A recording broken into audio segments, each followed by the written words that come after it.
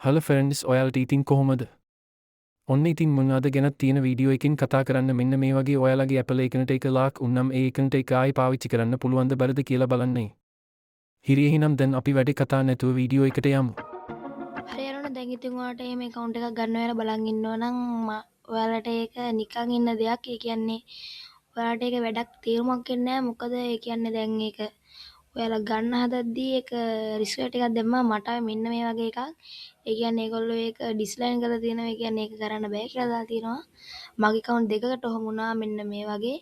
ඉතින් ඒක ආවේ නැහැ. මේක මට උනේ ෆෝන් නම්බරේ වෙනස් කරන්න ගිහිල්ලා පැය 24ක් ඉන්න කිව්වා. පැය 24න් පස්සේ ගිහිල්ලා ආයෙ පාරක් බලද්දි ලොක් වෙලා තිබ්බා. ආයෙ පාරක් අන්ලොක් එකක් දැම්මහම ආයෙ පාරක් පැය 24ක් ඇතුළත ඉන්න කිව්වහම මට ඒක ඩිස්ලයින් කරා දෙකේම. මට ඉතින් ඒක හරි ගියේ නෑ. ඉතින් ඔයාලත් එහෙම බලන් ඉන්නවා නම් ඔයාලත් මතක් වෙලාම කරන්න ඕනි. මුලින්ම ඔයාලා ඒක අතහැරලා දාලා ඔයාලා කෝකටත් දාන්න අන්ලොක් කරන්න. මොකද අන්ලොක් වුණොත් කියලා.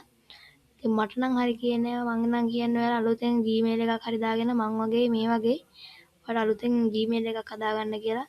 එහෙනම් අදට වීඩියෝ එක ඉවරයි. මතක් කරලා ලයික් කරලා සබ්ස්ක්‍රයිබ් කරලා වීඩියෝ එකත් ලයික් කරන්න.